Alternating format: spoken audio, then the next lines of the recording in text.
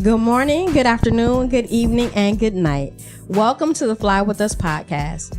This podcast is bringing the art of conversation, self-love, self-care, mental health care and protection, life lessons, love lessons, and everything in between.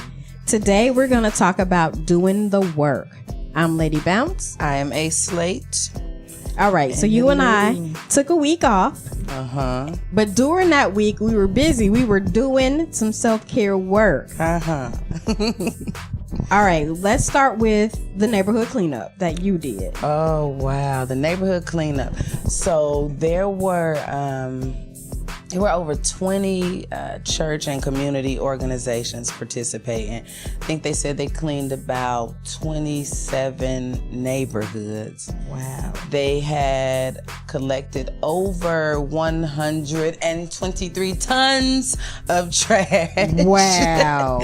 I started at the Wesleyan Center. Okay. I went there about 8:30 in the morning. And I was there. We had Reverend Riley Thornton and some members of the Juvenile Detention Center Ministries were there. I went on behalf of that organization, on behalf of Fly With Us podcast and the Right Life Village. So I was there in that effort, and we cleaned up in Westwood area. Okay. So I knew from living around that neighborhood what street I wanted to get to. So we started going up one street and was in the alley. When I tell you, it was like, okay, this is why we're here. I found a bottle of what appeared to be crack. Wow. So I was like, okay, well, I'm gonna put this in a separate bag, so I'm not gonna leave it out here. You know, you thinking like, yeah, somebody probably pitched it, probably getting chased by the police, okay? And then we're also looking for needles, razors, these things we don't want to pick up. But these are the things you want to keep from kids, even pets getting to. So we got that, we disposed of that. But the street I wanted to get to was Edison. I don't know if you've ever been near the Wesleyan Center where Edison is, but it is a street just right there at the corner, right before the little playground area that is loaded with trash, right there, all back in the trees. We found old baby dolls, all kind of stuff, but we cleared that out. And to look at that, it was like, yes, this is great. Everybody was talking, they're networking. If you're looking for a job, it was some people who was there that could help you. So it was a lot going on in that community thing. And then it was the same day of the 34th annual Dr. Margaret Peters award ceremony. Yes. So I was like, yeah, I got to get home and clean up my hood. Right. So that can be. But then when I got home, I was like, yes, I remember something my son had said to me earlier. When you do good comes to you. So when I got home, they had already managed to find their way to my hood, and it was already cleaned and clear. So all I had to do was shower again and get dressed. I did see that. You put that on Facebook, that it feels good when you go clean with somebody else's neighborhood, and then you come home and your neighborhood is clean. Yes, they had already cleaned it up. I mean, and it looked really good, and it was an opportunity to get out and network. I mean, it was some people who came up. I can't remember, his name was Tony Cochran. He came up from Columbus, and he came up here and he did some cleaning. And I was like, this is just really good. I think it's something we should keep doing. I think so too. And part of what we do, we give out these self-care assignments and these mindfulness moments. And I think it's really important that we do them so we can show people that, yeah, you may not have a lot of time to do everything, but you can do something. So participating in the neighborhood cleanup was a self-care assignment from like a couple of episodes ago. And that thing felt good too. And it felt good. So that same night, I missed the neighborhood cleanup because I was just exhausted. Yeah. And so I slept.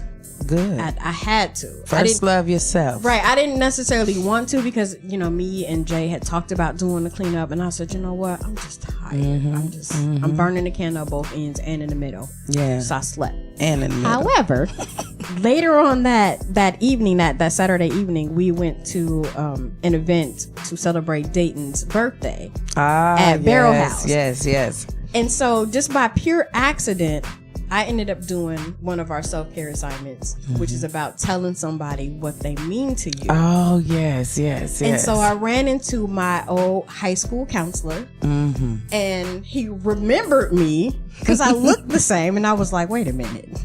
I've been out of school, we won't tell how many years, but quite a few years. So for him to look at me and to recognize me and say, yeah, I remember you. And I said, yeah, me and my best friend, Jill. And he was like, I remember her too. And he's like, wow. What are you girls doing now? So, I told him that I'm the special education coordinator at a high school, and my kids are really smart. My kids are really great. And I talked about the specific advice that he gave me. Not just say, oh, you gave me great advice when I was in high school. Right, I was able to repeat back to him. Oh, you meant it. Yeah. The stuff that he told us, like the stuff that he poured into us when we were in high school.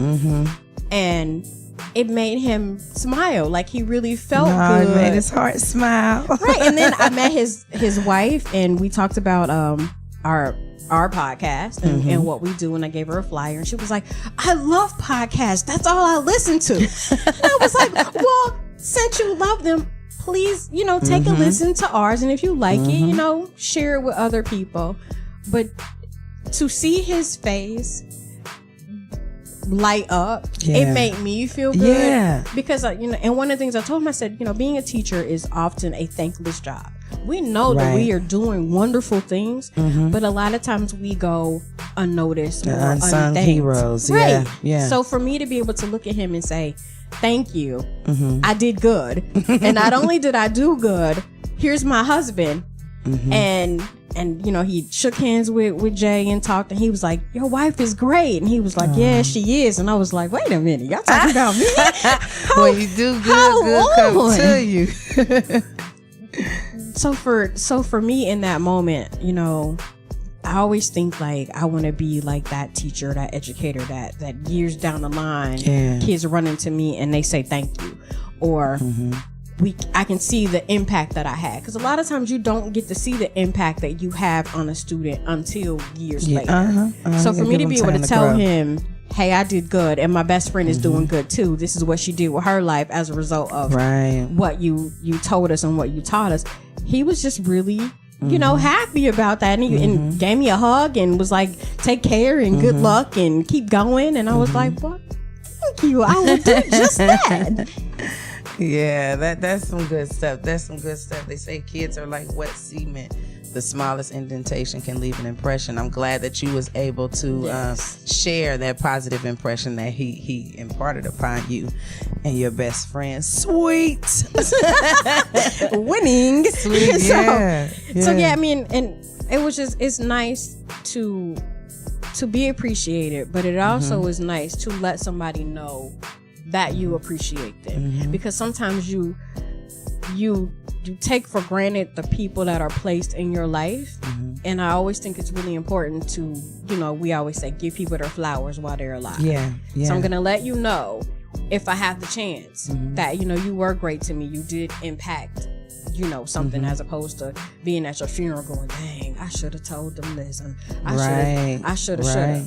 So when you do it now. Do it now. If, if you have the opportunity. If you don't have the opportunity, maybe seek out opportunities to tell people around you what they mean to you. Tell people you love them and you appreciate them.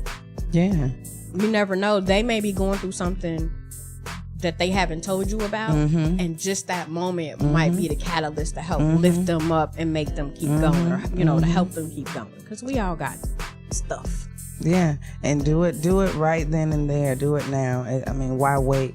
I had I'm thinking listening now, I'm thinking of cleaning that community, and it made me remember when communities were clean and the elders in that community that can't come out. So that's like, I seen a couple come outside, and I bet they were very appreciative. Like, I wish we could do that. Thank you. Yeah, that's like giving them flowers. So I mean, it's just multifaceted when you're doing good and giving back. It's just multifaceted. It does feel good. And then you and I had a contest where we gave away a ticket. Congratulations, Bobby Watkins. Bobby. So we gave away a ticket to another self-care assignment we had, which was to go see a high school play. And we gave away 2 tickets to the evening performance of The Wiz. The Wiz. Presented by Dayton Dance Workshop in Trotwood Madison School District. Yes, so because we eased on down they had there were kids there from the EOC, from Westbrook Village, from all of Trotwood schools, which are so great that their schools are connected in the way that they are. Yes, their district is very close-knit, very tight, and I love that about their district. So it's something to be said about being a smaller district, because you do get that closeness, that community. Yeah. So we eased on down. This community keeps we eased on down to Ram Nation, as they call it. Around the red. Look, we eased on down the red brick road. Yes, we eased on down the road. My daughter, of course, was the scarecrow. Oh my goodness. Oh my goodness. Her whole personality came out. All of it came out. I mean, it was so beautiful to watch these young people get up there in front of this huge audience. Yes. And just be so creatively expressive. I mean, the costumes, I mean, everything, the lighting, the music, the choreography. It was really, really, really good and really well done. Really well done. I thought so. And as much as, I watched it for the second time, I saw things and noticed things that I didn't notice on opening night. So the beauty about live theater is that it changes. And sometimes it changes in the moment. Yeah. Because as I sat there on Saturday, I was like, wait a minute, she added something to that piece, or he added something extra, and I'm like, but I like it. Yeah. The energy probably was different. They just go ahead and go with it. I was looking at in the playbill where Thomas Trotman was the director. Shout out Thomas Trotman for some great directing. Some of the stuff that was in there was just like, wow, that was really a good call. But not only did he direct it, but he also starred in it as the Wiz. It was the Wiz. And girl, when I say he sang his face off, and I knew he could sing, but he sang. I was like, I didn't know I wanted to meet the Wiz, but now I do. Yeah, thank you. I loved it. He was such a big personality that they needed to be there for the Wiz. Yes. But he had wrote something in the beginning of the program where he thanks the Most High for planting, watering, and manifesting fruitful seeds of righteousness, faith, joy, and discipline in him. And on that night, after watching the play, thank you, Thomas, for planting, watering, and manifesting fruitful seeds. These children really were able to shine, and I didn't get to see it any day but the one day, but I'm sure you were able to witness growth each night that you were in attendance. I only saw it twice. We went to opening night, and then we went to that Saturday night because I would have liked to be at every performance, but I have a son who works and who has to get to and from work, and so just schedule wise it didn't work out. But I would have loved to have been at every show. But I was impressed, and after watching my daughter, walk around the house and sing and practice her lines and everything, to see it all come together and to see her in full costume, I was like, whose kid is that? Did I do that? I raised that. That was me. Like that's me. And so when people were posting about it on Facebook, people that know me didn't realize that was my daughter. So they were posting. They was like, oh, the show was so great. And I'm like, oh yeah, the scarecrow was my daughter. And they're like, are you for real? She was incredible. She's so funny. And her sarcasm and wittiness just really, really, really came through on that stage. From her daddy. It really came through. Let me see some of the characters. I can really just think of it. The Tin Man, I love the raspiness in his voice. Yes. It sounded like he needed a little oil. I loved it.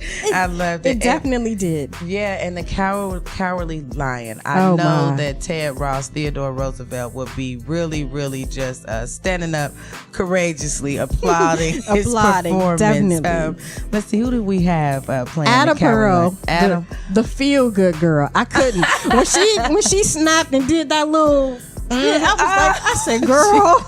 I loved her costume with the little patches and I was like, yeah, the costumes was everything. The lighting was everything. The music. Thank you for the music, because we heard some of the songs that we knew.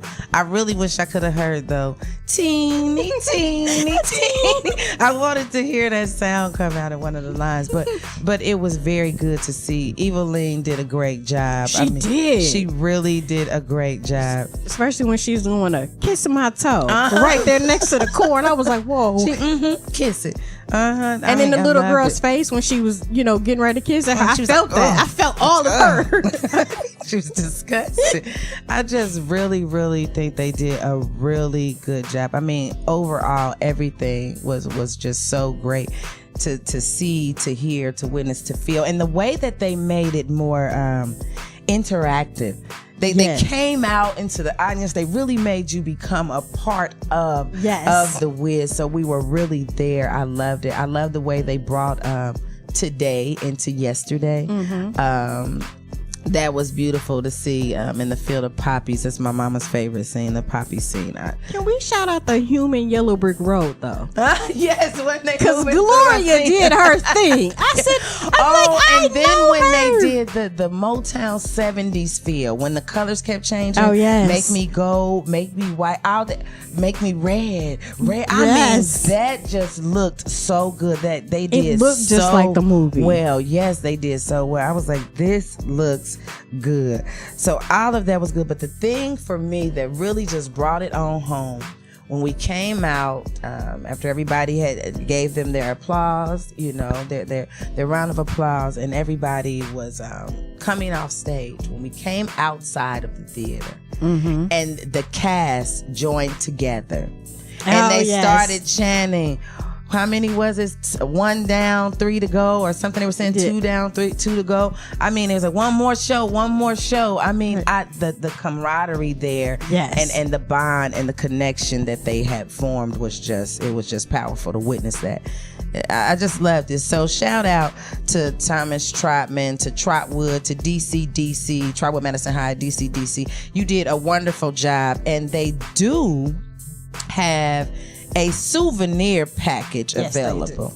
If you go to Facebook, you can look up Thomas Trotman. Go to his Facebook page. He is in full character as the Wiz in his profile picture. Yes. And they have an all-access souvenir package at 20% off for $65. There you can get a Director's Cut Special Edition DVD, a souvenir poster signed by cast and crew, one all-access souvenir backstage pass, 2 official Wiz Kid t-shirts. Even the Munchkins were there. And then we had the little mouse squeals. I mean, it was a beautiful thing.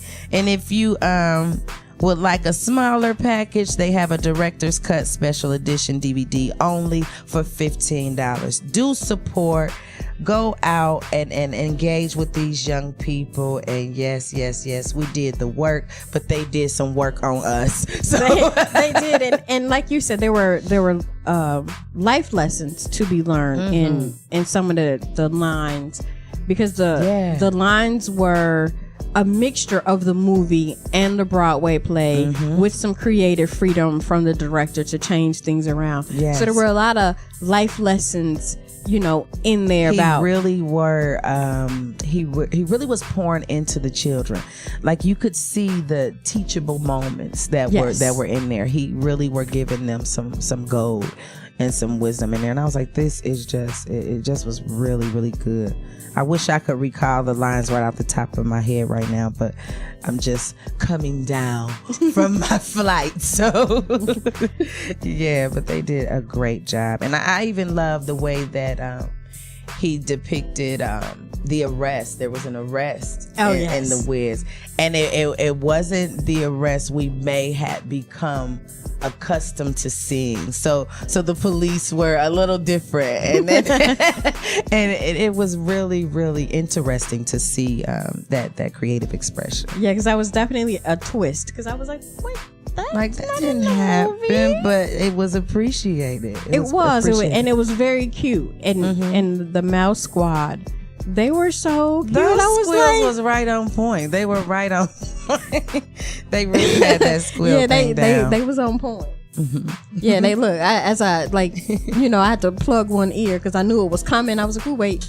The squeaks are very poignant. I really like the squeaks. I mean, and the young lady that sang, the good witch that sang, she really sang her little heart out at the end. I'm just really proud of each of them. I'm proud of each of them, and I hope that they continue to explore their talents and gifts and share with us. So yeah. So what else did we have going on? Let's see. Oh, coming up on April the 28th, we will have the 1 year anniversary, and it will be a Love and Light gathering. Scripted and Black is turning 1 year old. Congratulations, Dana Graham. You can get your tickets at SIB Turns 1, SIB Turns ONE.eventbrite.com. Tickets are $15 and will be at Willis Being Davis Studio. So you can get out and do some more self-work and enjoy engaging. And also our lovely friend Miss Skylar has her book release on Saturday, April 27th, starting at 11 a.m. at the Dayton Book Expo.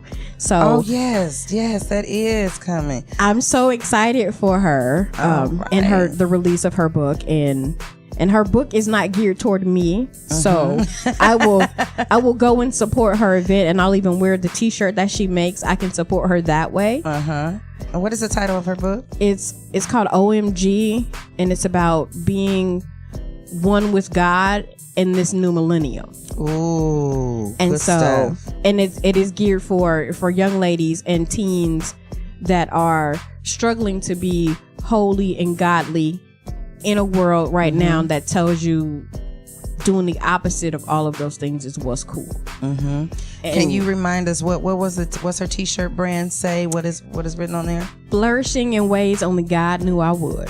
I know that's right. I know. Because every time when I say it out loud or when I think about it and I wear the shirt, it's just a reminder to me that even when I'm wrong, I'm in the right space. I'm where I'm supposed to be. And I'm not supposed to be perfect. I am supposed to do things wrong. I am supposed to make mistakes. Imperfectly perfect. Because God is ordering my steps. And maybe there's a lesson to be learned in the mistakes that I make, that He allows me to make. Because you don't do anything in this life on your own. So in the mistakes, there's always a lesson. There's a blessing in every lesson. That's Sure enough. Our self-care assignment. We're going to go to our self-care assignment. Reconnecting with your spiritual side. Yes, it's human nature to maintain connections that are important to us, such as with friends and family. If we lose that all-important connection, then we do what we can to get it back. When it comes to our spiritual side, we often don't make the same kind of effort. Losing our connection to our spirituality is much like the domino effect. We lose one thing, then another, and another, until we get to a point where we feel drained and struggling to keep ourselves intact from the inside out. Make an effort to spend time reconnecting with your spiritual side. Rest, reflect, read spiritual writings, or talk with a spiritual advisor. Reconnect with your spiritual side. That is the self-care assignment for this week. I'm going to share with you our Mindfulness Minute, and then we're going to move on over to our brain science. The Mindfulness Minute for this week is, all right, come through spirituality. Finding answers in your spiritual beliefs. When your heart is heavy because you cannot figure out the best solution to a problem, turn to your spiritual beliefs. To put your faith into practice, attend your favorite house of worship, be it a synagogue, church, temple, mosque, meeting house, or other type of place where you can find the answers you seek in an environment that provides a spiritual vibe. It's a vibe, y'all. Then try the following 3 steps. 1. Think about the problem and give it over to a higher power according to what you believe. And don't take it back. Right. Give it to God, to the God of your understanding. Give it Give it up, turn it loose. All right, In Vogue.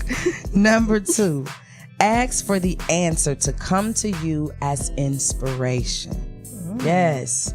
Ask for the answer to come to you as inspiration. So in that, be inspired. Number 3, then stop analyzing and let it go. This might surpass all understanding, okay?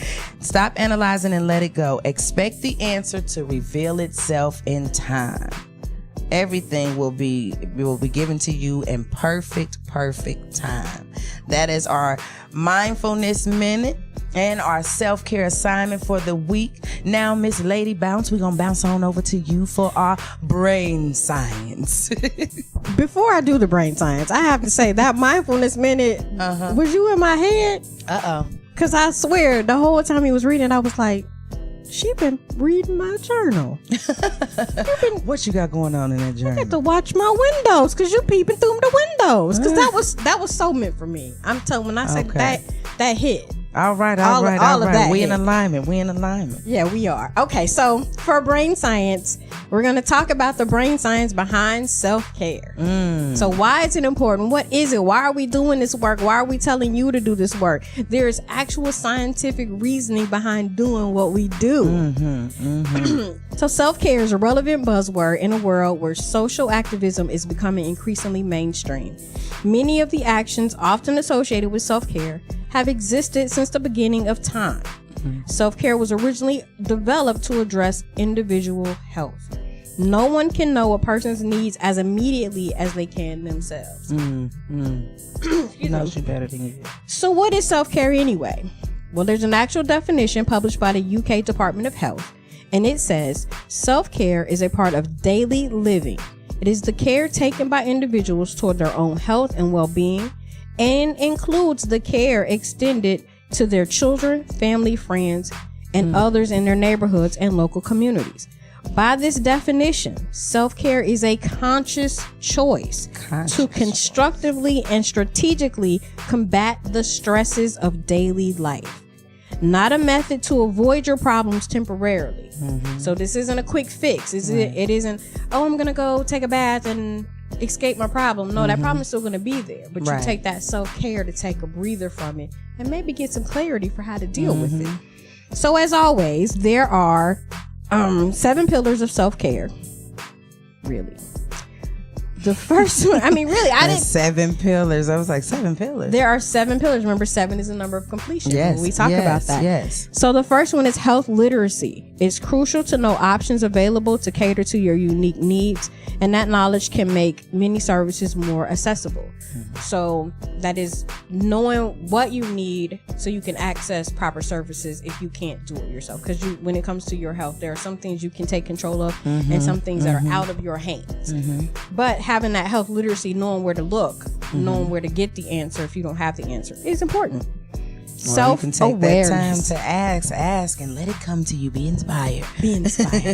So self-awareness. One must acknowledge their physical, emotional, social, spiritual, and professional needs. Physical activity. Exercise is commonly stressed to improve brain chemistry and overall health. Number 4 is healthy eating. As a baseline, it is important to eat a nutritious diet. And that's not saying you can't have that chocolate bar. It's not saying or them cookies. But you want to strive as much as possible to eat a nutritious diet and reward yourself with them cookies. Yeah. Number 5, I really, really love this one. Risk mitigation. That's reducing negative impact risk that can result in less stress and harm to your body. So that means assessing the situation. Is this risky? And if it is risky, don't engage. To a certain degree. Yeah. I mean, when it comes to... I'm going to take a risk. Right. When it comes to your life and safety and stuff like that, then you don't want to take risk like that. But when it comes to your career, stepping out on faith, take that risk. But all right, thank you for that clarification. Right, but weigh it out. Number 6, this is a big one. Good hygiene. Okay. Good hygiene increases happiness and self-esteem, and it grounds your body. When somebody tells you smell good and you look good, you feel good. You do feel good. Or you be when like, you just take that long bath. Go ahead and take that long Please bath. take a bath. I love it. As a teacher of high school students, please take that bath. Number 7. Now, and this is a big one too, because we always talk about buy this, don't buy that, whatever. It's a rational use of products and services. So understanding how certain medicines and products affect your body when it comes to your skin, comes to your hair or hair care. People always ask me, what do you put in your hair to make it curly? And I'm like, water. Water. And they're like, no, what products do you use? I do have 2 products that I use, but that's all. And they go, that's all you use? And I'm like, that's all. You know, because I'm careful about what I put in my hair. Right. So ultimately, taking care of oneself is the foundation upon which all other care is built. Self-care has an impact that reaches far and wide. When practiced correctly, it addresses needs in the present to cultivate a happier, healthier, and more stable future. All right. Right. So there is a reasoning behind it. There's work behind the work. There's science behind the work. I like that. There's work behind the work. Yes. And I like earlier you said, where's it a conscious choice? It is a conscious choice. Yes. So that really means stay woke. You have to be thinking. You have to be stay present. Woke. Yeah. So yeah, that's where we are this week. We out here. we out here and we're doing the work. We're doing the same things that we're telling you to do. We're making the time to do the work, so we can make the time to do the work as busy as we both are. That means you can too. You deserve it. Your body deserves it. Your mind deserves it. Yeah, we in this thing together. We in this together. So that's why we say fly with us. First, love yourself. We're doing it. You can do it. And we have been getting your feedback on our Facebook page. Thank you to the different people who tell us that they are doing the work and that they're enjoying doing the work. And if you have any suggestions, go ahead and post them. Let's see what we can do. You got any ideas, some work or some self-care tips or ideas? Let's see what's going on out there. Yeah, right. Tell me what you're doing for self-care. Even if you're not doing the assignments that we're doing and you're doing something else, let us know, because we may be inspired to go do it too. Yeah, because I know for sure the weather is broken. Tiffany, nurse practitioner, is doing the Walking Warriors thing. So yeah, let us know what's going on. Let it fly with us. Let us fly with you. I like that. And you can find us on SoundCloud, on YouTube, Facebook, and you can email us at flywithusla@gmail.com. And we have Instagram now. Instagram. So check us out on Instagram. Is that yes, no, maybe? Yes, no, maybe so. But fly with us on all social media platforms. Get at us. And with that, we'll see you next week. We out of here. Peace.